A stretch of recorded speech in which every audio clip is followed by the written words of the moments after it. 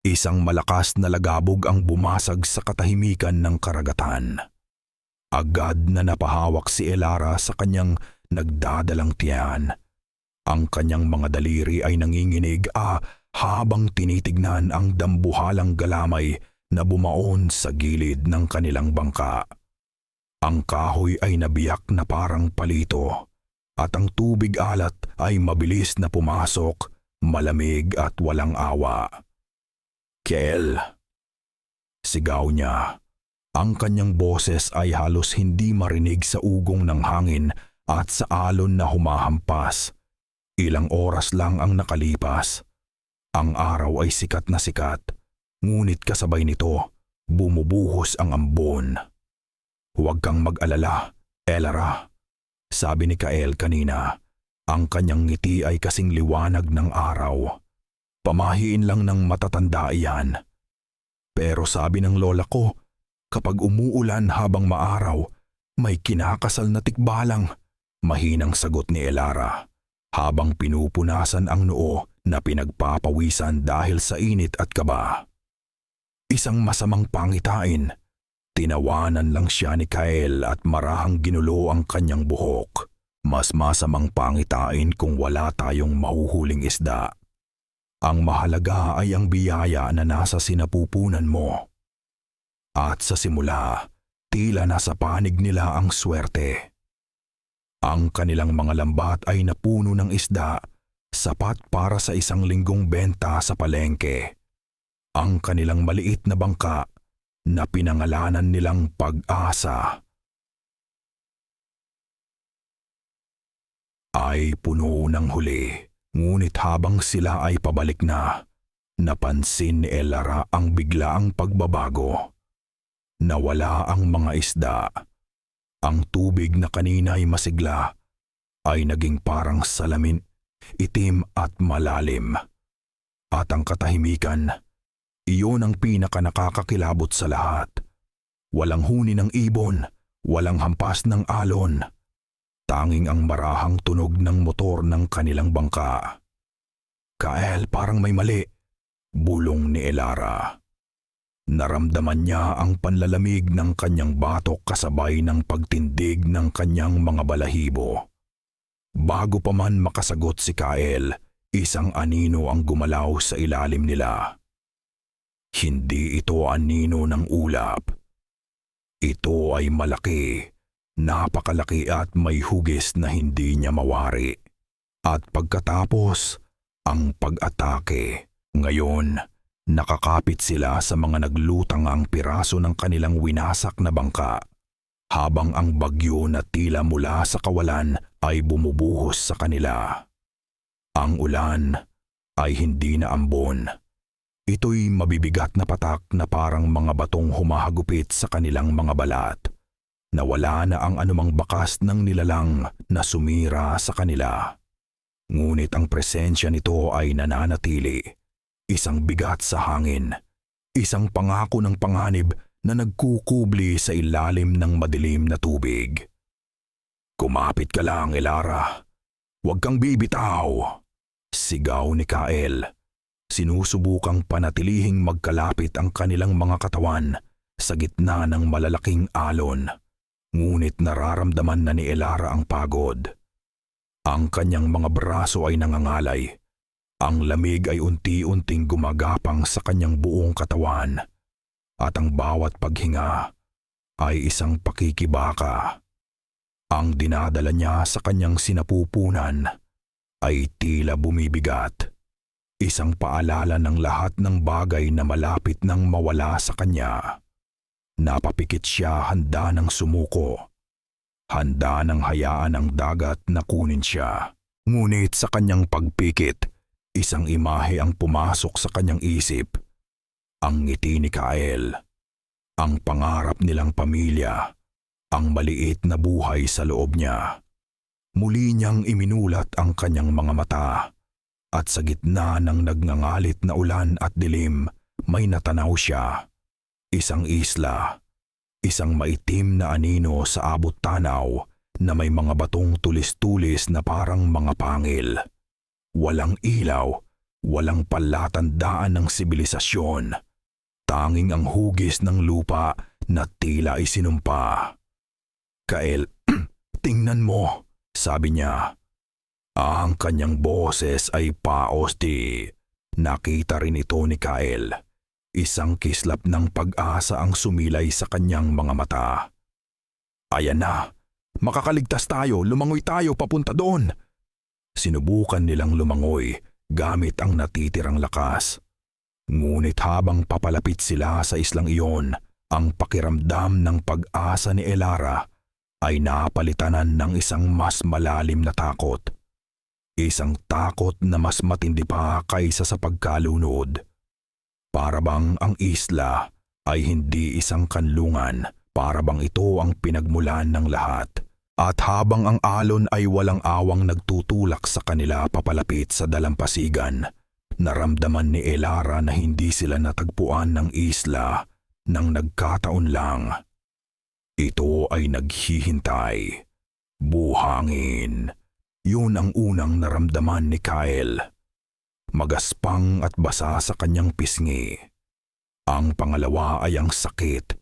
Isang matinding kirot sa kanyang tagiliran na tila may pumukpok dito na ang buong lakas. Sinubukan niyang bumangon, ngunit ang kanyang katawan ay parang isang mabigat na bato. Nagmulat siya ng mata. Ang liwanag ng araw ay tumusok sa kanyang paningin. Nasaan siya at bigla ang lahat ay bumalik sa kanya. Ang ulan, ang alon, ang dambuhalang anino sa ilalim ng dagat. Elara, napabalikwas siya ng bahasya ng bangon, hindi na ininda ang sakit. Iginala niya ang kanyang mga mata sa dalampasigan na puno ng mga puting bato at mga piraso ng kahoy mula sa kanilang nawasak na bangka. At doon, ilang talampakan mula sa kanya, nakita niya ito. Ang kanyang asawa, nakahandusay, hindi gumagalaw. Ang muka ay kasing putla ng buhangin. Elara! Sigay niya ulit. Gumagapang papunta sa kanya. Hinawakan niya ang mukha nito. Tinapik-tapik. Elara, gumising ka. Pakiusap. Walang sagot. Ngunit nang idikit niya ang kanyang tainga sa dibdib nito, narinig niya ito. Isang mahinang tibok ng puso. Buhay pa siya. At ang kanilang anak. Binuhat ni Kael si Elara. Dinala palayo sa abot ng tubig. Inihiga niya ito sa ilalim ng lilim ng isang puno ng niyog. Tumingin siya sa paligid. Isang paraiso. Ang buhangin ay puti, ang tubig ay kulay turkesa, at ang gubat sa kanilang likuran ay siksik at luntian.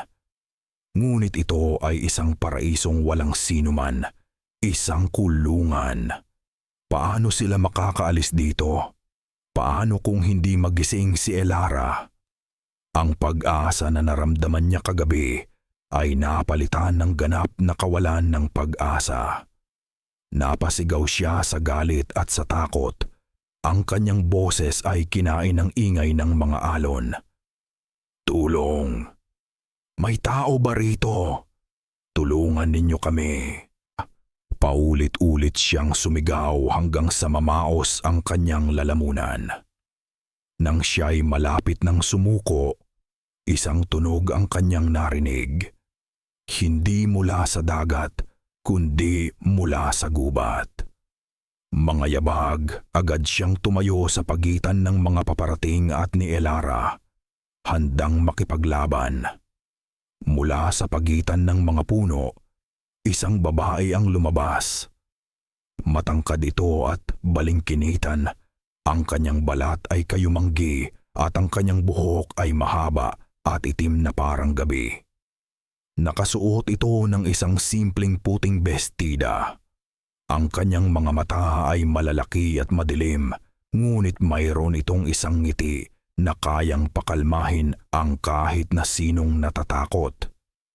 Sa likod niya ay may ilang mga lalaki. Lahat ay may matitipunong pangangatawan. "Huwag kayong mag-alala," sabi ng babae. Ang kanyang boses ay malumanay at mahinahon. "Ligtas na kayo rito." Ibinaba ni Kael ang kanyang mga kamao. Ang tensyon sa kanyang katawan ay unti-unting nawala. "Ang asawa ko, kailangan niya ng tulong." Tumango ang babae. "Ako si Liana at ito ang aming tahanan. Dadalhin namin kayo sa aming baryo." Tinulungan siya ng mga lalaki na buhatin si Elara. Habang naglalakad sila papasok sa gubat, hindi maiwasan ni Kael na mamangha. Ang daan ay malinis, tila winalis. Ang mga puno ay malulusog. At nang makarating sila sa Baryo Umbra, lalo siyang nagulat. Ang baryo ay perpekto. Masyadong perpekto na ang mga bahay kubo ay nakahanay ng maayos. Bawat isa ay may hardin ng mga bulaklak na namumukadkad sa iba't ibang kulay. Walang isang piraso ng basura sa daan. Mayroong isang katahimikan. Isang katahimikang hindi pangkaraniwan para sa isang baryo. Walang ingay ng mga batang naglalaro. Walang tahol ng aso. Dinala sila sa isa sa mga kubo. Isang matandang babae na ipinakilala bilang hilot ng baryo ang sumuri kay Elara. Gumamit ito ng mga halamang gamot at bumulong ng mga kung anong dasal. Pagkatapos ng ilang sandali, sinabi nitong ligtas ang mag-ina. "Salamat. Salamat sa inyong lahat," sabi ni Kael, habang nakaupo sa tabi ni Elara na mahimbing nang natutulog. Ngumiti si Liana. "Ang dagat ang nagdala sa inyo sa amin. Tungkulin naming alagaan kayo." Nagdala siya ng pagkain at tubig. "Magpahinga muna kayo. Bukas, pag-uusapan natin kung paano kayo makakagawa ng bagong bangka." "Hindi ba kami pwedeng umalis agad? Baka may dumaang ibang mangingisda?" tanong ni Kael. Umiling si Liana. Ang kanyang ngiti ay bahagyang nawala. "Mapanganib ang agos sa paligid ng isla. Kailangan ninyong maghintay ng tamang panahon. Pero huwag kayong mag-alala. Tutulungan namin kayo." Walang nagawa si Kael kundi pumayag. Sa buong maghapon, ang mga taga-baryo ay nagdala ng mga prutas at isda. Ang lahat ay nakangiti. Ang lahat ay mabait. Ngunit may kung anong mali. Isang bagay na hindi niya matukoy. Nang gabing iyon, habang mahimbing na natutulog si Elara, hindi mapakali si Kael. Tumingin siya sa labas ng bintana, sa baryo na nababalot ng dilim at ng liwanag ng buwan. At doon, nanindig ang kanyang mga balahibo. Lahat sila, bawat isang taga-baryo, nakatayo sa labas ng kanilang mga bahay, hindi gumagalaw, nakatingin lahat sa direksyon ng kanilang tinutuluyan. Walang nagsasalita, tila mga estatwa sa ilalim ng buwan. Ang kanilang mga mukha ay walang emosyon. Nakatayo lang sila doon. Nagmamasid, naghihintay. Nagising si Elara sa amoy ng sampagwita at sa huni ng mga ibon na hindi niya pamilyar. Sa unang pagkakataon sa loob ng halos 2 araw, wala siyang naramdamang takot, tanging kapayapaan. Nakaupo sa tabi niya si Kael, gising at nagbabantay. Ngunit ang mga mata nito ay may bakas ng pag-aalala. "Kael, ayos lang ako," sabi niya. Marahang hinahaplos ang braso nito. Ang baby, ayos lang din siya. Ngumiti si Kael, ngunit hindi umabot sa kanyang mga mata ang ngiti. "Mabuti naman. Pero kailangan nating umalis sa lugar na ito, Elara." "Bakit?" Napakabait nila sa atin, sabi niya, habang inaalala ang pag-aalaga na natanggap niya. Dumating si Liana na may dalang isang mangkok ng mainit na sabaw at isang baso ng sariwang buko juice. "Kumusta ang iyong pakiramdam?" tanong ni Liana. Ang kanyang ngiti ay kasing init ng araw ng umaga. "Salamat sa inyo. Utang namin sa inyo ang aming buhay," taos pusong sabi ni Elara. Umupo si Liana sa paanan ng kanilang higaan. "Ang lahat ng bagay ay may dahilan, Elara. Siguro, hindi kayo napadpad dito para lang maligtas. Siguro, napadpad kayo rito para magligtas." Napakunot ang noo ni Elara. "Anong ibig mong sabihin?" Nagbuntong hininga si Liana. Ang kanyang mga mata ay napuno ng lungkot. "Ang aking ama, si Punong Henero, ang pinuno ng aming baryo, mayroon siyang malubhang karamdaman." Isang sakit na unti-unting umuubos sa kanyang lakas. Naniniwala ang aming mga ninuno na minsan ang dagat ay magdadala ng isang regalo, isang dalisay na kaluluwa mula sa labas, na siyang magiging lunas sa aming karamdaman. Habang nagsasalita si Liana, naramdaman ni Elara ang isang kakaibang halo ng awa at responsibilidad. Isang buntis na babae, isang bagong buhay. Mayroon pa bang mas dalisay kaysa roon? "Ano ang kailangan niyang gawin?" tanong ni Elara. "Huwag mo munang isipin iyon," mabilis na sagot ni Liana, sabay hawak sa kanyang kamay. "Ang mahalaga ay lumakas ka. Magpagaling ka para sa iyong anak." Sa mga sumunod na araw, si Elara ay inalagaan na parang isang reyna. Si Kael naman, hindi mapakali, ay nagpaalam na lilibutin ang isla para maghanap ng mga materyales para sa kanilang bangka. Gabi-gabi, kinukuwento ni Kael ang kanyang mga nakikita. Kakaiba ang gubat, Elara. Tahimik. Walang mga unggoy o baboy ramo. Parang patay. At mayroon daw isang bahagi ng isla sa bandang hilaga na ipinagbabawal puntahan. May mabahong amoy na nanggagaling doon. Amoy nabubulok. Ngunit si Elara, na nababalot ng kabaitan ni Liana at ng mga taga-baryo, ay pilit na isinasantabi ang mga babala. Masyado siyang nagpapasalamat para magduda. Isang gabi, isang malaking salo-salo ang inihanda para sa kanila. Ang mesa ay puno ng pagkain tumanin. Inihaw na isda, mga prutas at isang uri ng lamang dagat na ngayon lang niya nakita. Napansin niya ang isang bagay. "Bakit mapula ang lahat ng pagkain?" Tanong niya kay Liana. Ang sarsa sa isda ay kulay dugo. Ang inumin ay kulay rosas na matingkad.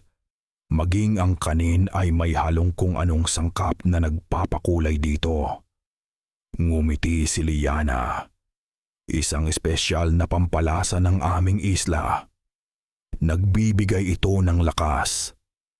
Sa gitna ng kasiyahan, isang lalaki ang lumapit sa kanilang mesa. Ito ay matipuno, ngunit mayroon itong mga matang mailap at isang pilat sa muka. Ang kanyang tingin kay Elara ay hindi tulad ng sa iba. Hindi ito paggalang. Ito ay gutom. Siya si Dante, bulong ni Liana. "Huwag mo siyang pansinin. Palagi siyang salungat sa aming mga tradisyon." Tumayo si Kael, hinarangan si Dante mula sa paningin ni Elara.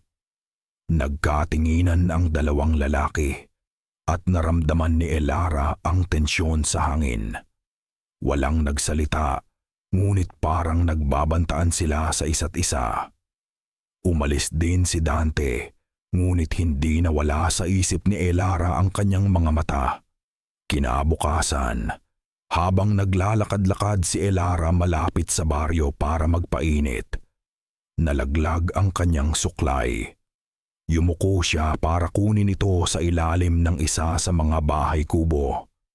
Ang mga bahay ay nakaangat sa lupa, nakatayo sa mga tukod na kahoy.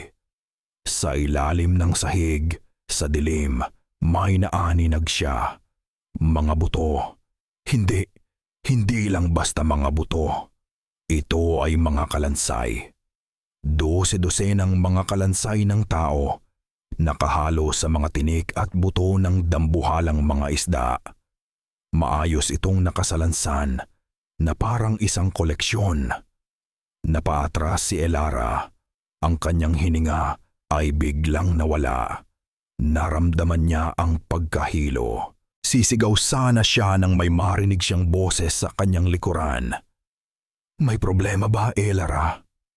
Paglingon niya, nakita niya si Liana, nakatayo sa may pintuan ng kubo. Ang kanyang muka ay kalmado at ang kanyang ngiti ay kasing tamis pa rin ng dati, na para bang wala siyang nakikitang anumang mali. Na para bang ang libingan sa ilalim ng kanyang bahay ay isang pangkaraniwang hardin lamang. Nang gabing iyon, hindi na mapigilan ni Kael ang galit at takot na kumukulo sa kanyang dibdib. Habang si Elara ay nanginginig sa isang sulok, yakap-yakap ang sarili, si Kael ay nagpabalik-balik sa loob ng kanilang maliit na kubo na parang isang hayop na nakakulong sa hawla. "Sinabi ko na sa iyo, Elara, may mali sa lugar na ito." Pabulong niyang sigaw, sapat lang para marinig ng asawa.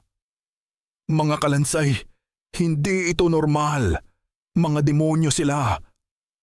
"Shh, Kael, baka marinig ka nila." Pakiusap ni Elara. Ang kanyang mga mata ay puno ng luha at pagkatakot. Ang imahe ng mga buto ay nakatatak na sa kanyang isipan. Ang ngiti ni Liana habang nakatingin sa libingan sa ilalim ng bahay nito ay mas nakakakilabot pa kaysa sa mga kalansay mismo. "Iyon na nga ang punto ko. Kailangan nating umalis dito. Ngayon na," giit ni Kael. "Pero paano? Wala tayong bangka. At paano kung mahuli nila tayo?" Ang tanong ni Elara ay parang isang malamig na tubig na ibinuhos kay Kael. Tama siya. Sila ay mga bihag sa paraisong ito. Ang pagtakas ay hindi magiging madali. Kailangan niya ng plano. "Magpapanggap ako," sabi ni Kael. Ang kanyang boses ay mas kalmado na ngayon, napalitan ng isang malamig na determinasyon. "Magpapanggap akong naniniwala sa kanila. Tutulong ako sa paggawa ng bangka. Pero ang totoo, gagawa ako ng paraan para sa ating dalawa lang." Kinabukasan, sinimulan ni Kael ang kanyang plano. Ngumiti siya sa mga taga-baryo. Nakipagkwentuhan siya sa mga lalaking nag-aayos ng mga lambat. Ngunit sa bawat ngiti, sa bawat salita, ang kanyang mga mata ay laging nagmamasid. At naramdaman niya ito.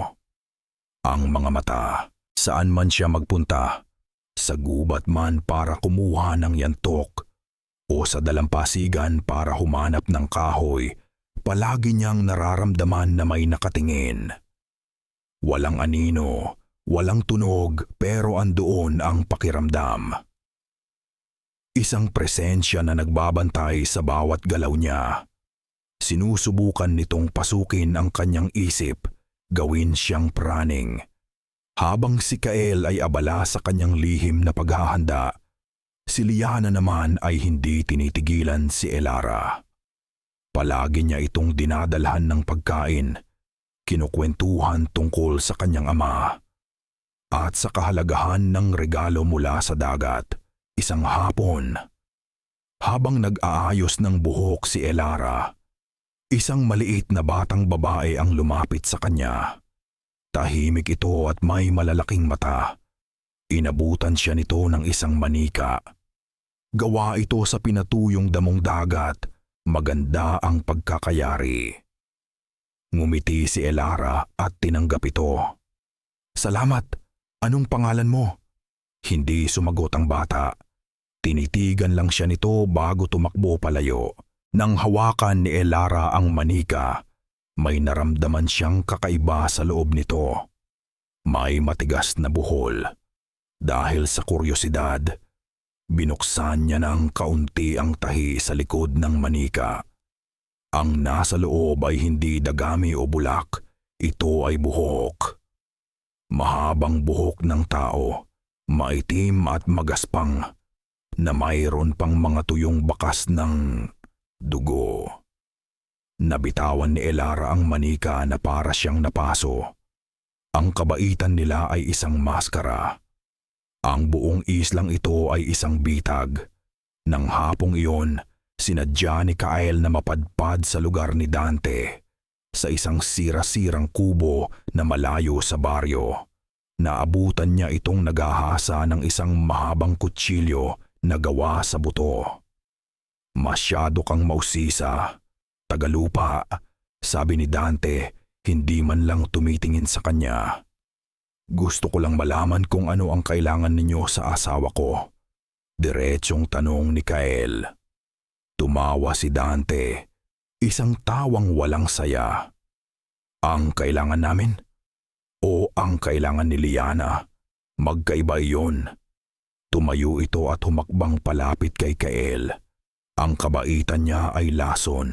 Ang mga ngiti niya ay mas matalim pa sa kutsilyong ito. Sinasabi niya sa inyo na kailangan niya ng lunas. Pero ang totoo, ang buong islang ito ay may matinding gutom. Anong gutom? Hindi sumagot si Dante. Tinitigan lang niya si Kyle. At sa mga mata nitong mailap, nakita ni Kyle ang isang babala. Isang babala na hindi lang sila ang kaaway. Bumalik si Kyle sa kanilang kubo na gulong-gulo ang isip. Kailangan niya ng pruweba. Isang bagay na maipapakita kay Elara na magpapatunay na ang kanilang buhay ay nasa bingit ng kamatayan. Nang gabing iyon, habang ang lahat ay natutulog, lumabas siya. Dala ang isang sulo, pinuntahan niya ang lugar na noon pa man ay kinukutuban na niya. Ang talon sa likod ng baryo, kung saan may naririnig siyang kakaibang ugong. Sa likod ng lagaslas ng tubig, natagpuan niya ang isang siwang sa bato. Isang kuweba. Pumasok siya.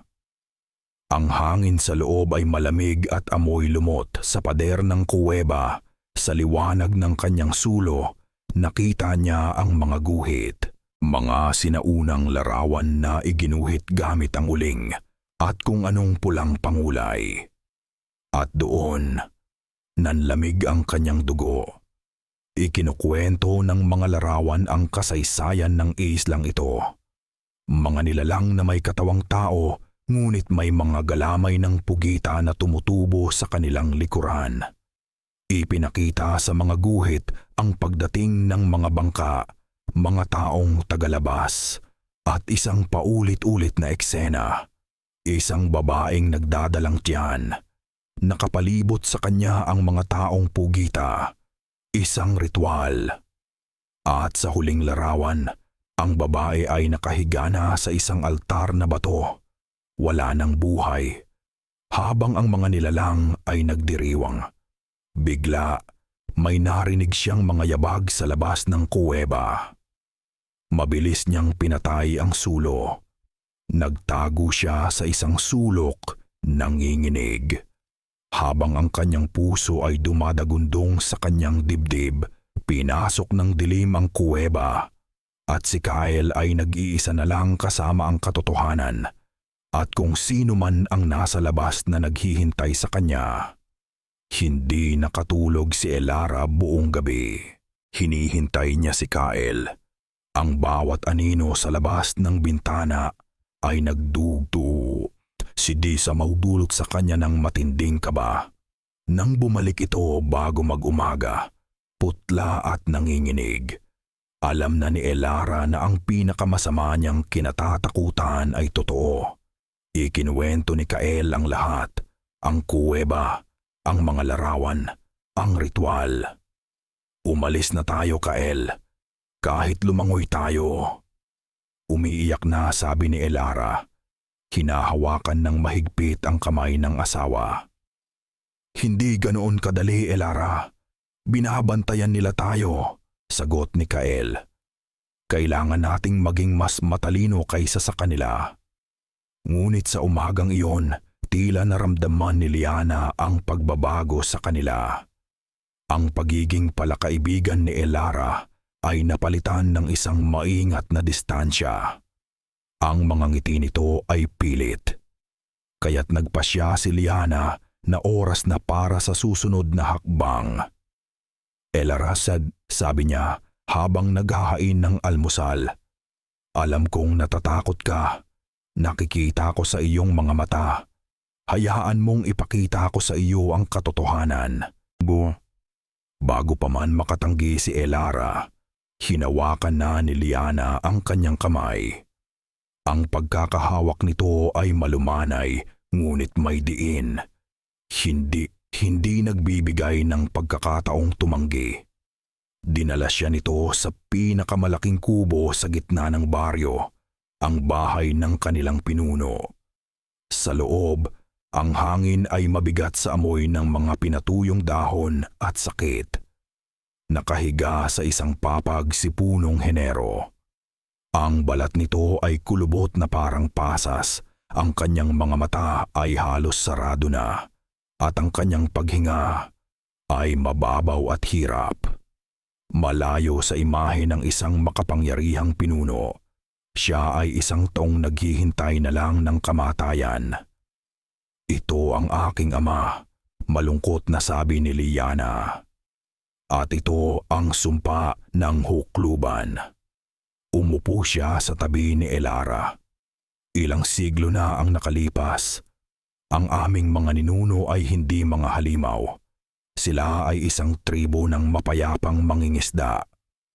Ngunit isang araw, isang makapangyarihang babaylan ang sinaktan ng isa sa amin. Bilang parusa, isinumpa niya ang aming buong lahi. Ikinulong niya kami sa itlang ito at binigyan ng isang anyo na hindi amin, isang anyo na uhaw. Nagsimulang tumulo ang luha sa mga mata ni Liana.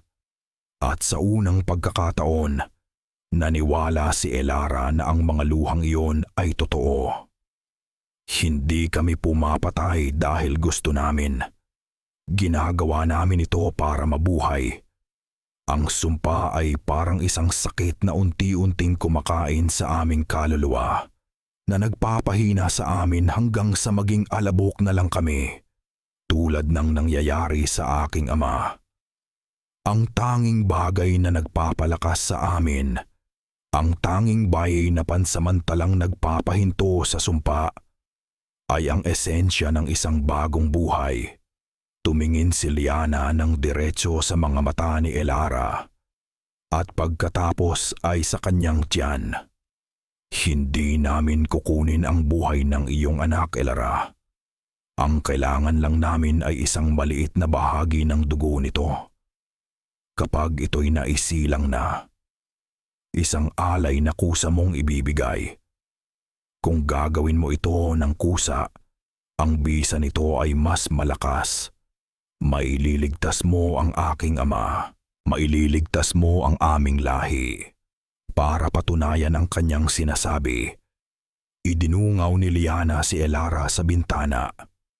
Sa labas, may ilang mga bata na naglalaro. Ngunit sa masusing pagtingin, nakita ni Elara na ang mga bata ay payat, ang kanilang mga mata ay walang sigla, at ang kanilang mga galaw ay mabagal. Sila rin ay nagiging biktima ng sumpa. Ang puso ni Elara ay nag-uuluhan. Sa isang iglap, ang mga halimaw ay naging mga biktima. Ang mga mamamatay tao ay naging isang lahi na desperadong mabuhay. Ang takot niya ay nahaluan ng awa. Ito ba ang katotohanan na nakita ni Kael sa kuweba? Isang kwento ng kaligtasan, hindi ng pagpatay. Inilagay ni Liana ang kamay ni Elara sa ibabaw ng kamay ni Punong Henero. Ang balat ng matanda ay malamig na parang yelo. Ang buhay ng aming tribo ay nasa iyong mga kamay, Elara. Pakiusap, iligtas mo kami. Habang ang mga salitang iyon ay lumalabas sa bibig ni Liana, pumukas ang pinto ng kubo. Nakatayo doon si Kael. Nakita niya ang lahat. Ang kanyang asawa na hinahawakan ang kamay ng halimaw. Ang mukha ni Liana na puno ng nagmamakaawang luha. At ang ekspresyon sa mukha ni Elara, isang ekspresyon ng pagkalito at mamat, kaito at awa. At sa mga mata ni Kael, nakita ni Elara ang isang bagong uri ng takot. Hindi takot sa mga halimaw, kundi takot na baka maniwala na siya sa mga ito. Lumayo ka sa kanya, Elara. Ang boses ni Kael ay parang kulog sa loob ng tahimik na silid. Agad niyang hinila si Elara palayo kay Punong Henero. Itinayo sa kanyang likuran na parabang isang kalasag. Ang mga mata niya ay nag-aapoy sa galit habang nakatitig kay Liana. Huwag kang maniwala sa kanya, sabi ni Kael kay Elara. Kasama sa mga guhit sa kuweba ang pag-aalay kamatayan. Elara, hindi pagbibigay ng dugo. Nagkakamali ka, mahinahong sagot ni Liana, tumatayo. Ang kanyang mga luha ay tuyo na, napalitan ng isang malamig na determinasyon. Iyon ay mga sinaunang pamamaraan. Barbaro, nagbago na kami. Hindi na kami ganoon. Mga sinungaling, sigaw ni Kael. Hinila niya si Elara palabas ng kubo, pabalik sa kanilang tinutuluyan. Sa loob, nagtalo sila. Nakita ko ang mga bata. Kael, nakita ko ang pinuno nila. Naghihirap sila. Giit ni Elara. Ang kanyang isip ay gulong-gulo. Isa itong palabas, Elara. Ginagamit nila ang awa mo laban sa'yo, sagot ni Kael. Ikinuyom niya ang kanyang mga palad. Kailangan niya ng katibayan, isang bagay na hindi kayang pasinungalingan ni Liana. At alam niya kung saan ito hahanapin. Dito ka lang, sabi niya sa asawa. Ano man ang mangyari, huwag kang lalabas. Babalik ako. Bago pa man makaprotesta si Elara, umalis na si Kael. Alam niya kung saan pupunta. Kung mayroong isang tao sa islang ito na hindi susunod sa mga patakaran ni Liana, iyon ay si Dante. Palihim na tinahak ni Kael ang daan patungo sa sira-sirang kubo ni Dante sa dulo ng baryo. Gabi na, at ang buong paligid ay tahimik. Wala si Dante. Ito na ang kanyang pagkakataon. Pumasok siya sa loob. Ang kubo ni Dante ay salungat sa kaayusan ng buong baryo. Magulo ito, puno ng mga gamit sa pangingisda, mga pinatuyong hayop dagat, at ang masangsang na amoy ng alat at dugo. Naghahanap si Kael ng kahit ano, isang sandata, isang mapa, isang kasulatan. Sa isang sulok, sa ilalim ng bunton ng mga lambat, may nakita siyang isang baul na gawa sa maitim na kahoy. Pinilit niya itong buksan. Sa loob, wala itong lamang ginto o kayamanan. Ang laman nito ay mga rolyo ng balat. Balat ng hayop marahil. Ngunit nang buklatin niya ang isa, napagtanto niyang hindi ito ordinaryong balat. Ito ay luma. At may mga nakasulat gamit ang tinta na gawa sa dugo. Ito ay isang talaan, isang bersyon ng kasaysayan na iba sa ikinuwento ni Liana. Inilalarawan nito ang sumpa. Inilalarawan nito ang kanilang paghihirap. Kinumpirma nito ang pangangailangan nila sa dugo ng isang bagong silang. Ngunit may isang bahagi doon na nagpatigil sa paghinga ni Kael. Isinulat ito sa sinaunang Tagalog, ngunit naiintindihan niya ang diwa nito. Ang dugong kusang loob na ibinigay ay nagpapahaba lamang ng pagtitiis. Isang lunas na pansamantala. Ngunit ang dugong kinuha sa gitna ng karahasan, sa ilalim ng pulang buwan, ang siyang wawasak sa mga tanikala ng sumpa.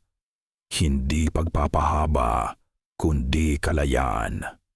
Pulang buwan, trumato ng dugo. Biglang nagkaroon ng kahulugan ang lahat. Hindi lang palalunas ang habol nila. Mayroong paksyon na nagnanais ng kalayaan. At ang kalayaang iyon ay may mas madugong halaga.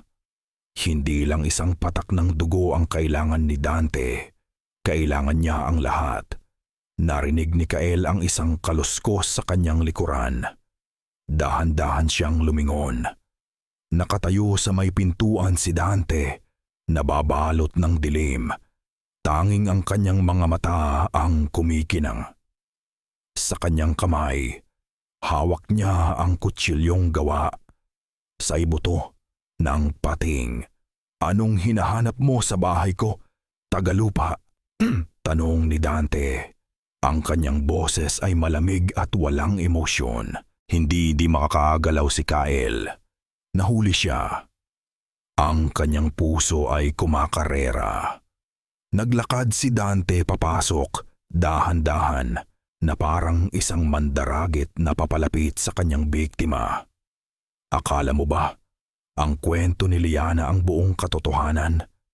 Siya at ang kanyang ama ay kontento na sa pagiging mga alipin sa islang ito, basta't sila ay nabubuhay.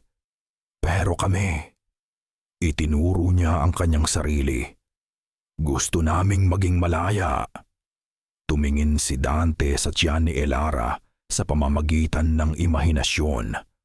At naintindihan ni Kael ang kanyang plano ng buo.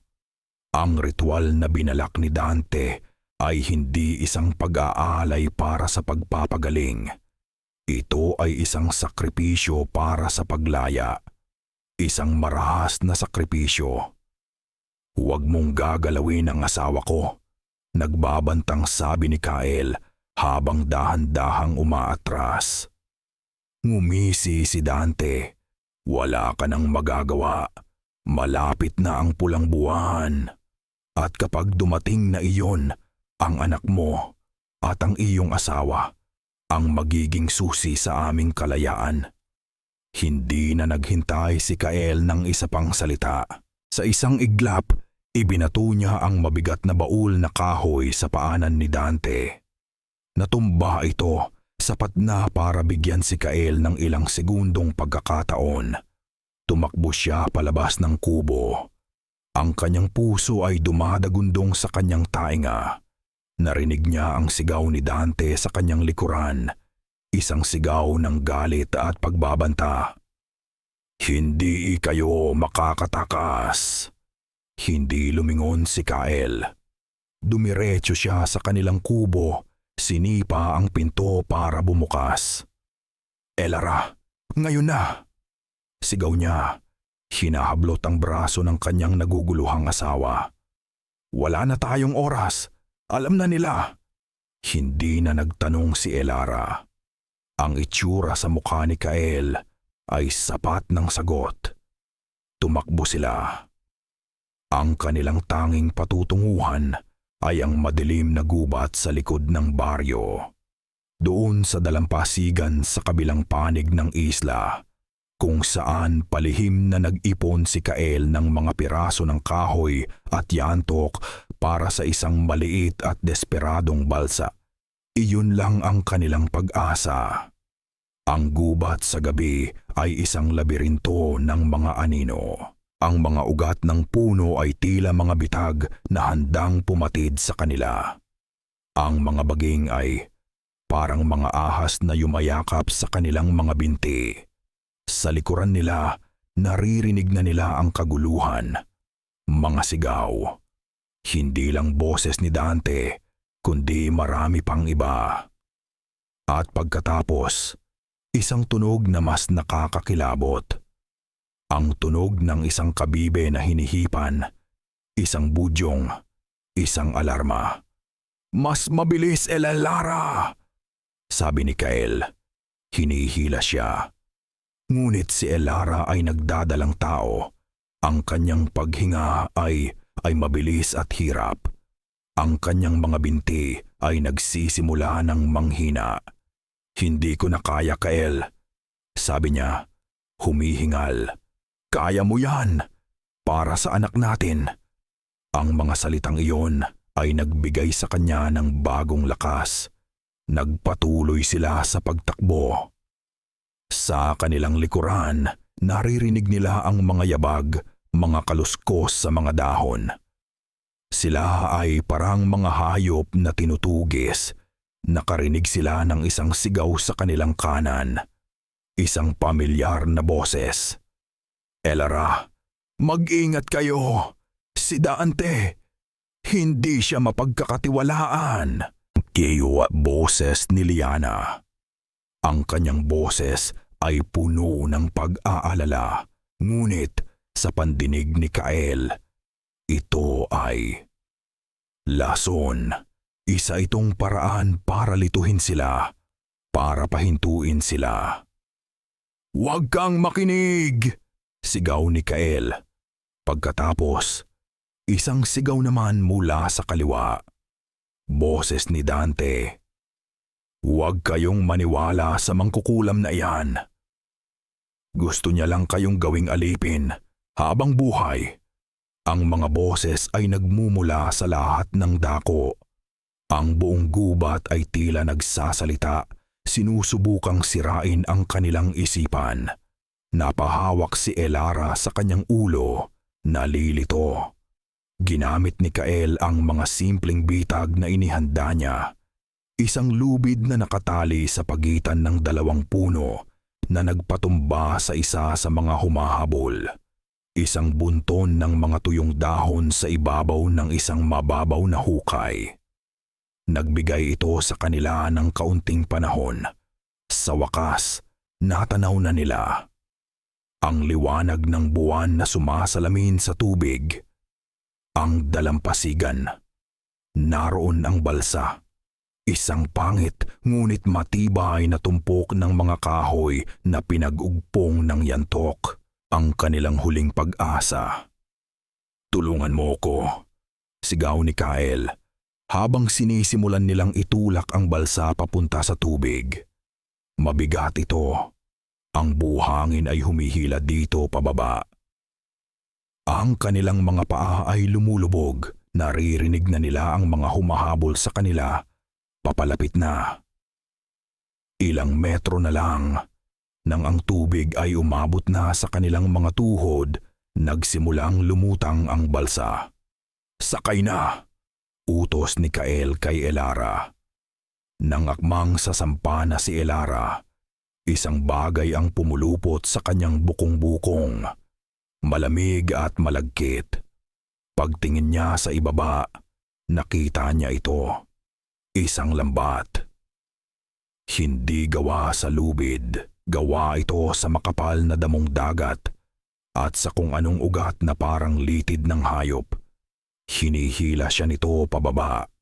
Mula sa lilim ng mga puno ng niyog, lumabas si Liana. Ang kanyang muka ay hindi na nagpapakita ng anumang kabaitan o awa. Ito ay malamig, blangko at determinado. "Akala ko, nagkakaintindihan na tayo, Elara." "Bitawan mo siya," sisigaw ni Kael. Sinusubukang tanggalin ang malagkit na lambat sa paa ni Elara. Ngunit habang mas lalo niya itong hinihila, mas lalo itong humihigpit. Mula sa likuran ni Liana, Lumabas ang kanyang mga tauhan. Tahimik silang nakapalibot sa kanila. Ang kanilang mga anino ay mahahaba sa ilalim ng liwanag ng buwan. Ang kanilang mga mukha ay walang emosyon, na parang mga maskara. Hindi na sila mga biktima. Sila ay mga ngaso na na-corner na ang kanilang biktima. Bago pa man makagawa ng kahit anong marahas na hakbang si Kael. Isa pang grupo ang lumabas mula sa kabilang panig ng gubat. Si Dante at ang kanyang mga rebelde. Ang kanilang mga kilos ay mas mabangis. Ang kanilang mga mata ay nag-aalab sa galit. Ibigay mo sila sa amin, Liana. Utos ni Dante. Ang kanyang boses ay garalgal. Tapusin na natin ang sumpang ito. Ang paraan mo ay para sa mga duwag. Tumawa si Liana, isang tawang malamig at walang kagalakan. Ang paraan ko ay nagpapanatili ng ating dangal, Dante. Ang paraan mo ay magpapababa sa atin sa level ng mga halimaw na uhaw sa dugo. Halimaw na tayo! Sigaw ng isa sa mga tauhan ni Dante. At least kami, inaamin namin. Nahuli sa gitna sina Elara at Kael. Sila ang premyo sa isang digmaan na hindi nila naiintindihan. Ang kanilang buhay ay isang argumento sa pagitan ng dalawang paksyon ng mga nilalang na ngayon ay hindi na nila kilala. Ang maskara ng kabaitan ay tuluyan ng natanggal. Siya ay isang regalo mula sa dagat, mariing sabi ni Liana, nakaturo kay Elara. Hindi isang sakripisyo, magbibigay siya ng kusa. Hindi ako papayag, sigaw ni Elara. Sa wakas ay natagpuan ang kanyang boses. Hindi ako papayag na gamitin ninyo ang anak ko. Ngumisi si Dante. Kita mo, wala siyang balak magbigay ng kusa, kaya kukunin natin ito sa kanya. Ang dalawang grupo ay nagsimulang maglapitan sa isa't isa. Ang tensyon ay halos masasalat sa hangin. Sina Elara at Kael ay nasa gitna. Walang magawa. Napapalibutan ng mga halimaw na nag-aanyong tao. Doon, sa harap nilang lahat, ipinagtapat ni Dante ang kanyang buong pan. Isinalaysay niya ang tungkol sa pulang buwan, sa marahas na ritual, at sa pangako ng kalayaan. Habang nagsasalita siya, nakita ni Elara ang itsura ng purong takot sa mukha ni Liana. Isang takot na baka maniwala ang iba kay Dante. Gagamitin niya ang iyong anak para wasakin ang ating sumpa, Elara. Paliwanag ni Dante na tila kinakausap ang isang kaalyado. Oh, ito'y marahas. Ngunit pagkatapos nito, wala nang susunod na ina ang kailangang dumaan sa pinagdadaanan mo. Ang mga salita niya ay tuso, isang lason na nakabalot sa pangako ng isang mas mabuting kinabukasan. Sinungaling siya, hiyaw ni Liana. Ang gusto niya lang ay kapangyarihan. At ano ang gusto mo, Liana? Ganting sigaw ni Dante. Ang mabuhay magpakailanman bilang isang bilanggo. Nagsimula ang sigawan. Ang pagtatalo ay naging isang kaguluhan.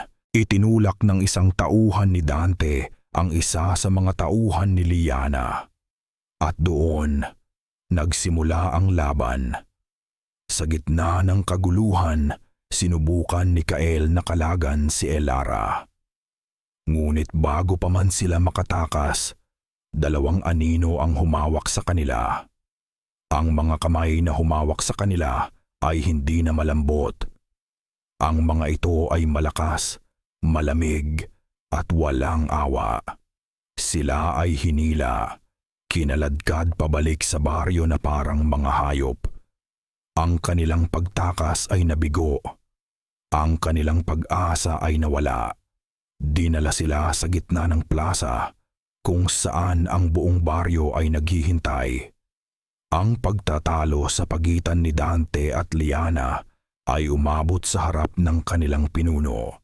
Si punong Henero ay dinala palabas, nakaupo sa isang silyang gawa sa kahoy. Kahit na siya'y mahina, ang kanyang presensya ay nagpatigil sa lahat. Tinitigan niya si Elara, pagkatapos ay si Kael. Tumingin siya kay Liana, at pagkatapos ay kay Dante. Ang kanyang paghinga ay mabigat, at pagkatapos nagsalita siya. Ang kanyang boses ay mahina, ngunit narinig ng lahat, isang utos. Ibibigay niya ng kusa ang kanyang alay. Ihanda ang ritual sa pagsikat ng araw. Ikulong sila. Walang nangahas na sumuway. Ang desisyon ay pinal. Habang sila ay kinakaladkad papunta sa isang madilim na kubo na magsisilbing kanilang kulungan, napatingin si Elara kay Liana. Ang kanilang mga mata ay nagtagpo. Sa mga mata ni Liana, wala ng awa o pagkukunwari. Tanging ang malamig at determinadong tingin ng isang taong gagawin ang lahat para mabuhay. Kahit pa ang kapalit nito ay ang buhay ng iba. Ang kubo kung saan sila ikinulong ay maliit at madilim. Ang tanging liwanag ay nagmumula sa siwang ng mga dingding na kawayan. Liwanag mula sa buwan na nagsisilbing kanilang bantay. Ang sahig ay lupa, malamig at mamasa-masa. Ang pinto ay nakakandado mula sa labas, gamit ang isang makapal na troso. Sila ay mga bihag, naghihintay ng kanilang hatol sa pagsikat ng araw. Sa unang oras, walang nagsalita. Si Kael ay paulit-ulit na sinusuntok ang dingding. Ang kanyang mga kamao ay nagdurugo. Ang kanyang hininga ay puno ng walang saysay na galit. Si Elara naman ay nakaupo sa isang sulok, yakap ang kanyang mga tuhod, habang ang mga luha ay tahimik na dumadaloy sa kanyang mga pisngi. Nawalan na sila ng pag-asa. Ito na ang katapusan. Ngunit pagkatapos, naramdaman ni Elara ang isang bagay. Isang marahang sipa mula sa loob ng kanyang sinapupunan. Isang paalala. Isang maliit na buhay na hindi pa nararanasan ang mundo, na hindi pa nasisilayan ang araw. At sa sandaling iyon, ang takot ni Elara ay napalitan. Hindi ito naging katapangan. Ito ay isang bagay na mas malakas. Ang bagsik ng isang ina. Dahan-dahan siyang tumayo. Lumapit siya kay Kael at marahang hinawakan ang mga kamay nitong duguan. Tama na, Kael, sabi niya. Ang kanyang boses ay kalmado na, ngunit may bigat. Hindi ito ang paraan. Tumingin si Kael sa kanya. Ang kanyang mga mata ay puno ng pagkatalo. Anong gusto mong gawin ko, Elara? Maghintay na lang tayo na katayin nila tayo? Hindi, sagot niya. Hindi tayo maghihintay. Gagawa tayo ng pagkakataon. Umupo sila sa gitna ng sahig. Hindi na sila nagsalita tungkol sa kamatayan. Ang pinag-usapan nila ay kung paano lumaban. Ang mga dingding ay kawayan. Sabi ni Kael, sinusuri ang kanilang kulungan. Marupok, pero kailangan natin ng isang bagay na matalas. Naalala ni Elara ang isang bagay. Noong hinila nila ako, may nahawakan ako sa buhangin. Itinago ko sa aking damit. Mula sa tupi ng kanyang bestida, inilabas niya ang isang piraso ng bali na kabibe. Ang gilid nito ay matalas na parang kutsilyo. Maliit lang ito, ngunit sapat na. Hindi tayo makakatakas bago mag-umaga, sabi ni Kael. Masyado silang marami. Pero kapag kinuha na nila tayo para sa ritual, doon tayo gagawa ng gulo. Maghahanap tayo ng tiyempo. Tatakbo tayo, sabi ni Elara tumatango. Diretso sa gubat. Hindi sa dalampasigan. Itatago kita. At ang ating anak. Ang kanilang plano ay desperado. Halos imposible. Ngunit ito ay isang plano. At ang pagkakaroon ng plano ay mas mabuti kaysa sa paghihintay na lang sa kamatayan. Sa labas, naririnig nila ang mga paghahanda para sa ritual. Ang mga tunog ng mga tambol na pinapalo sa isang mabagal at nakakakilabot na ritmo at ang mga awitin. Mga awiting malungkot at sinauna sa isang lengguwahe na hindi nila maintindihan.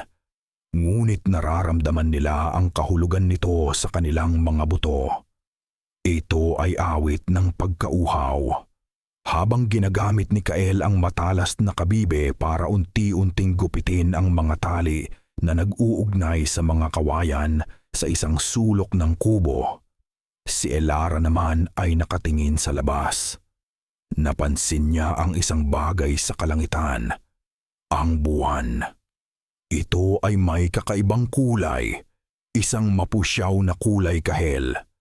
At habang lumalalim ang gabi, ang kulay nito ay lalong nagiging matingkad. Pula. Kael, bulong ni Elara. Ang buwan, napatingin si Kael. Ang kanyang mukha ay biglang namutla. Ang pulang buwan. Ang sinabi ni Dante. Hindi pa dapat ito mangyari. Masyadong maaga. Bigla, ang mga tambol sa labas ay bumilis. Ang mga awitin ay naging mas malakas, mas agresibo. Mayroong mga sigawan. Mga sigaw ng gulat at galit. At pagkatapos, isang malakas na kalabog ang yumanig sa kanilang pinto. Hindi ito ang marahan at ritualistikong pagbubukas na kanilang inaasahan. Ang pinto ay sinipa ng buong lakas, nabiyak ang kandado nitong troso. Sa nabuksang pinto, hindi ang mga tauhan ni Liana ang nakatayo. Hindi rin si Punong Henero. Ito ay si Dante. At sa likod niya, ang kanyang mga rebelde. Ang kanilang mga mata ay nag-aalab na parang mga baga sa ilalim ng pulang buwan. Sila amahan ay may dalang mga sibat na gawa sa bato at mga kutsilyong buto. Ngumisi si Dante, isang nanggising nagpapakita ng kanyang mga pangil. Mukhang mas napaaga ang ritual, tagalupa. Sumiklab ang impyerno. Sumugod papasok ang mga tauhan ni Dante. Ngunit hindi para kunin sina Elara at Kael. Ang kanilang pakay ay ubusin ang sinumang hahadlang. Mula sa labas, ang mga tapat kay Liana ay sumugod din para protektahan ang kanilang alay. Ang plaza sa gitna ng baryo ay naging isang larangan ng digmaan. Isang digmaang sibil ng mga halimaw. Sa gitna ng kaguluhan, hinila ni Kael si Elara papunta sa butas na ginawa niya sa dingding. Dito! Bilis! Gumapang sila palabas sa likod ng kubo kung saan ang dilim ay mas makapal. Mula sa kanilang pinagtataguan, nasaksihan nila ang isang tanawin mula sa pinakamasamang bangungot. Sa ilalim ng nakapangingilabot na pulang ilaw ng buwan, nagbago ang kanilang mga anyo. Hindi na sila mga taong may maiilap na mata.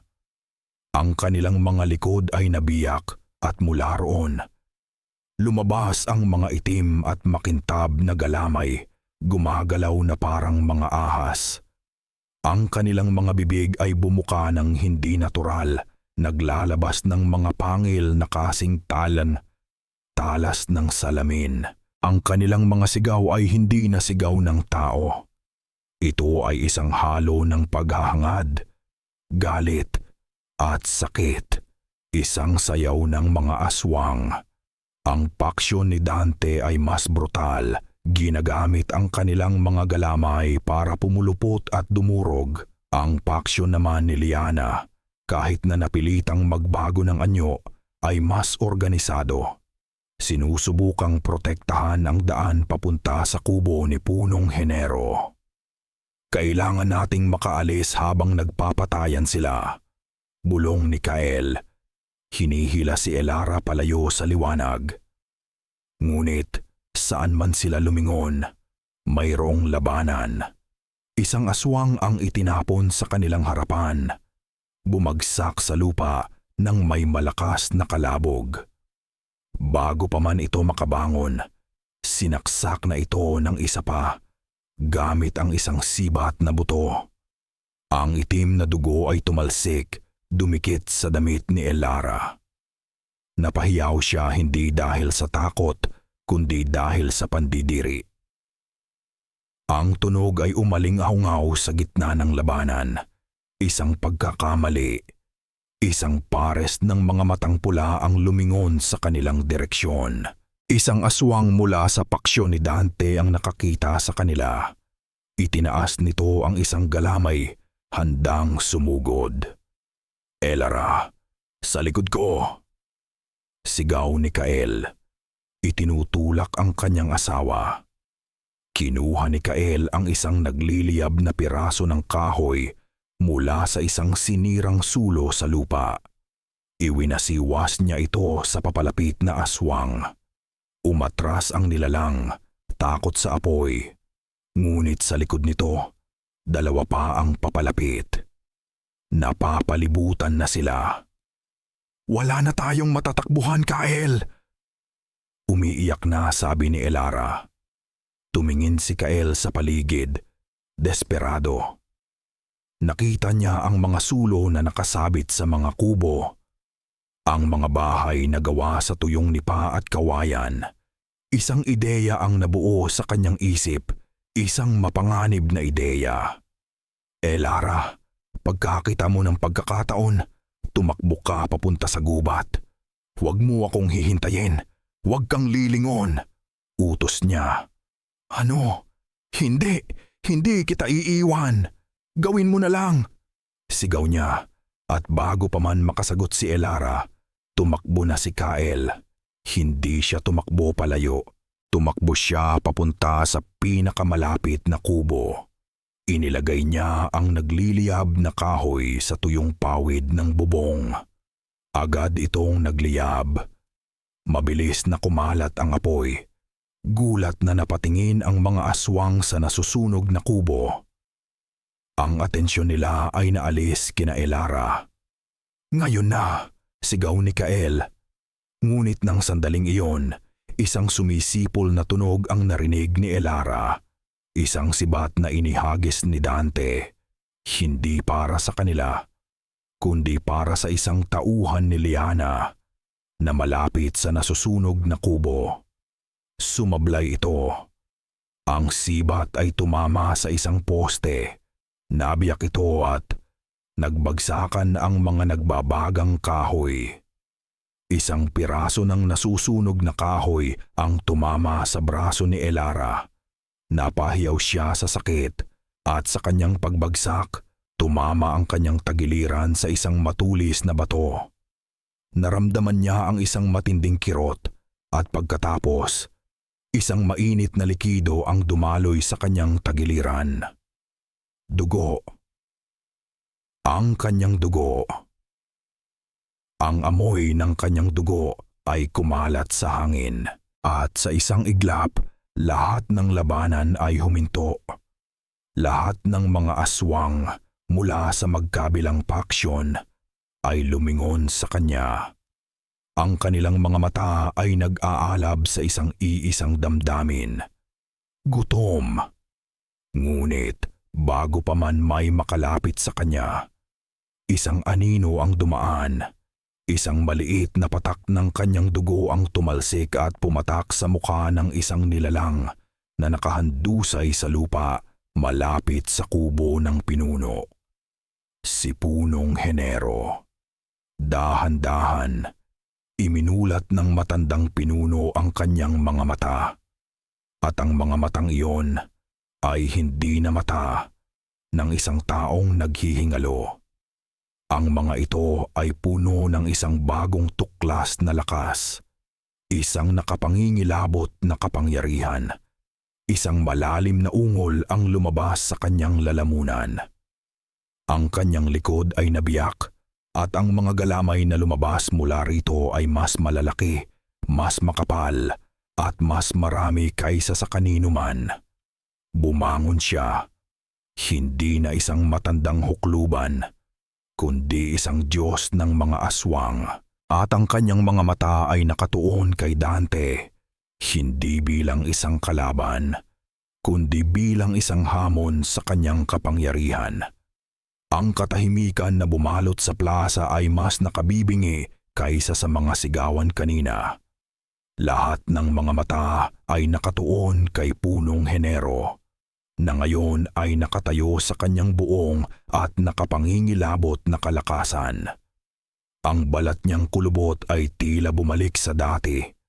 Ang kanyang mga kalamnan ay nanumbalik. Ang dugo ni Elara ay hindi lang siya pinagaling. Binigyan siya nito ng kapangyarihan na matagal nang nawala sa kanilang lahi. Si Dante, na kanina'y puno ng kayabangan, ay napaatras. Nakita niya sa kanyang harapan hindi lang ang pinuno na gusto niyang pabagsakin, kundi isang alamat. Kawalang galang, umalingaw-ngaw ang boses ni Punong Henero. Malalim at malakas na tila nang gagaling sa ilalim ng lupa. Ang kanyang mga mata ay nakatutok kay Dante. Sinubukan mong agawin ang hindi sa iyo. Ang kalayaan ay para sa ating lahat. Sigaw pabalik ni Dante. Sinusubukang tipunin ang kanyang tapang. Ikinumpas niya ang kanyang mga galamay. Sumama kayo sa akin. Wasakin natin ang sumpa. Ngunit wala nang sumunod sa kanya. Kahit ang kanyang sariling mga rebelde ay napaluhod sa takot sa harap ng kanilang muling nabuhay na pinuno. Sa isang kisap mata, sumugod si Punong Henero. Hindi na siya gumalaw na parang matanda. Gumalaw siya na parang isang bagyo. Ang kanyang mga galamay ay parang mga latigo na humahampas sa hangin. Ang mga galamay ni Dante ay walang nagawa laban sa kanila. Isang galamay ang pumulupot sa paa ni Dante. Itinaas siya sa ere. Ang isa naman ay pumulupot sa kanyang braso. Narinig ng lahat ang tunog ng nabaling buto. Sumigaw si Dante. Isang sigaw ng sakit at pagkagapi. Hindi pinansin ni Punong Henero ang kanyang mga pagsusumamo. Sa isang huling brutal na galaw, pinaghiwalay ng pinuno ang katawan ni Dante. Ang katahimikan ay binasag ng huling hininga ng rebelde. Pagkatapos, ibinaling ni Punong Henero ang kanyang tingin sa mga natitirang rebelde. Yumuko sila, isinuko ang kanilang mga sandata. Isang tanda ng kanilang ganap na pagkatalo. Natapos na ang digmaan. Sa gitna ng lahat ng ito, si Kael ay gumapang palapit kay Elara. Ang braso nito ay may paso at ang tagiliran nito ay may sugat, ngunit buhay siya. Kael, bulong ni Elara. Nanginginig. Shh! Huwag kang maingay! Sagot ni Kael. Ang atensyon ng lahat ay nasa kanilang pinuno. Ang paksyon ni Liana ay nagsimulang magdiwang. Sila ay lumuhod sa harap ni Punong Henero, nag-aalay ng kanilang pasasalamat. Si Liana mismo ay lumapit sa kanyang ama. Ang kanyang mga mata ay puno ng luha ng kagalakan at paghanga. Ito na ang kanilang pagkakataon. Walang sino man ang nakatingin sa kanila. Ang alay ay nagawa na. Kahit na sa isang aksidente, hindi na sila kailangan. Ngayon na, bulong ni Kael. Tinulungan niyang tumayo si Elara. Inaalalayan ito. Dahan-dahan, sa ilalim ng anino ng mga nasusunog na kubo at sa gitna ng selebrasyon ng mga aswang, nagsimula silang umatras. Hakbang, isa pa, at isa pa, walang lumingon. Nang sila ay nasa gilid na ng gubat, nagsimula na silang tumakbo. Hindi na sila lumingon pa pabalik. Tinahak nila ang daan patungo sa dalampasigan kung saan nila iniwan ang balsa ni Kyle. Ang kanilang mga puso ay kumakabog, hindi na sa takot, kundi sa pag-asang abot kamay na. Nang makarating sila sa dalampasigan, nakita nila ito. Hindi ang sira-sirang balsa, isang maliit ngunit maayos na bangka. Ang bangka na ginagawa ng mga taga-baryo, ang bangka na sinabi ni Liana na para sa kanila. Ito ay nakahanda na may mga sagwan sa loob. Nagkatinginan sila ni Elara. Ito ba ay isang bitag o isang huling hindi inaasahang kilos ng awa? Wala na silang panahon para mag-isip. Itinulak nila ang bangka sa tubig, sumakay, at nagsimulang sumagwan papalayo sa isinumpang isla. Habang sila ay papalayo, naririnig nila ang mga tunog mula sa Isla Hukluban. Hindi na ito tunog ng labanan. Ito ay tunog ng pagdiriwang. Mga awitin. Ngunit ang mga awiting iyon ay hindi awit ng tao. Ito ay isang koro ng mga nilalang mula sa ibang mundo. Isang nakakakilabot na himig na umaling-aungaw sa ibabaw ng tahimik na tubig, isang paalala ng impyernong kanilang tinakasan. Lutang sa gitna ng kawalan, iyon ang naramdaman ni Elara habang ang kanilang maliit na bangka ay marahang inilulunsad ng mga alon. Ang Isla Hukluban ay isa na lamang maitim na anino sa kanilang likuran. Isang masamang panaginip na unti-unting nilalamon ng abot tanaw. Si Kael ay walang tigil sa pagsagwan. Ang kanyang mga kalamnan ay pagod na. Ngunit ang kanyang determinasyon ay hindi nauubos. Si Elara naman ay nakaupo sa harap, pinupunit ang laylayan ng kanyang bestida para itali sa sugat sa kanyang tagiliran at sa paso sa kanyang braso. Tahimik nilang ginamot ang isa't isa sa ilalim ng liwanag ng mga bituin. Nang sa wakas ay sumikat ang araw, ang liwanag nito ay hindi nagdala ng gaan sa kanilang pakiramdam. Nagdala ito ng kalinawan. Nakita nila ang mga pasa at galos sa kanilang mga katawan, ang punit-punit nilang damit, ang bakas ng itim na dugo na hindi matanggal. Sila ay mga sugatan, hindi lang sa labas, kundi lalo na sa loob.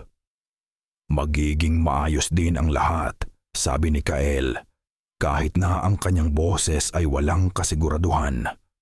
Hindi sumagot si Elara. Hinawakan lang niya ang kamay nito. Sa kalagitnaan ng umaga, nagsimula itong umambon. Ngunit ang araw ay nandoon pa rin, maliwanag at mainit. Isang pamilyar na tanawin. Kasabay ng pagpatak ng ulan, tila may nagbago sa hangin. Napalingon si Elara pabalik sa direksyon ng isla. Kahit na wala na siyang makita kundi ang asul na guhit ng karagatan. Ngunit sa kanyang isipan, nakikita niya ito ng malinaw. Ang mga aswang, hindi na sila nagtatago sa dilim. Nakatayo sila sa dalampasigan. Ang kanilang mga galamay ay iwinawagayway sa hangin, hindi bilang pagbabanta, kundi bilang pagdiriwang. Isang ritual, isang sayaw sa ilalim ng ulan at araw, isang kasal. Ang kasal ng mga tikbalang, sabi ng kanyang lola. Isang pangitain. Ngayon, naiintindihan na niya. Ito ay isang pagdiriwang ng isang bagong simula para sa kanila. Isang bagong simula na binili ng kanyang dugo, ng kanyang sakit, ng kanyang takot. Naramdaman niya ang paggalaw sa kanyang sinapupunan. Isang malakas na sipa. Napahawak siya sa kanyang tiyan. At sa unang pagkakataon mula nang tumakas sila, isang tunay na ngiti ang sumilay sa kanyang mga labi. Ngunit kasabay ng ngiting iyon, isang luha ang pumatak mula sa kanyang mata. Luha ng pasasalamat para sa kaligtasan ng kanyang anak. At luha ng pighati para sa lahat ng nawala. Hindi lang ang kanilang bangka, hindi lang ang kanilang kapayapaan, kundi ang kanilang kamusmusan, ang kanilang paniniwala na ang mundo ay nahahati lang sa liwanag at dilim. Sapagkat sa islang iyon, nakita nila ang kabutihan na ginamit bilang isang bitag. Nakita nila ang karahasan na isinilang mula sa desperasyon. Nakita nila ang mga halimaw na nagmamahal sa kanilang pamilya at gagawin ang lahat para sa kanila. Tulad din nila, sino nga ba ang tunay na halimaw? Ang mga nilalang na isinumpa at ikinulong o ang sumpang mismo na nagtulak sa kanila na gumawa ng karahasan para mabuhay? Hindi na alam ni Elara ang sagot. At siguro, hinding-hindi na niya malalaman. Nang hapong iyon, isang malaking bangkang pangisda ang nakatanaw sa kanila. Sila ay iniyahon mula sa dagat, binigyan ng tubig at kumot. Tinanong sila kung ano ang nangyari. Nawasak ang aming bangka sa bagyo, sabi ni Kyle. Iyon lang. Walang nagtanong tungkol sa mga sugat nila o sa takot na nakaukit sa kanilang mga mata. Siguro, mas madaling maniwala sa isang simpleng kasinungalingan kaysa sa isang nakapangingilabot na katotohanan. Nakaligtas sila. Nakabalik sila sa kanilang dating buhay. Ipinanganak ni Elara ang isang malusog na sanggol na lalaki, ang kanilang pag-asa. Ngunit hindi na sila kailanman naging pareho. May mga gabing nagigising si Kael na sumisigaw, hinahanap ang mga galamay sa dilim. May mga araw na natutulala si Elara, nakatingin sa kawalan. Ang kanyang isip ay bumabalik sa isang dalampasigan ng mga puting buto. At sa tuwing umuulan habang sikat ang araw, hindi na sila lumalabas ng bahay. Isinasara nila ang lahat ng bintana at pinto.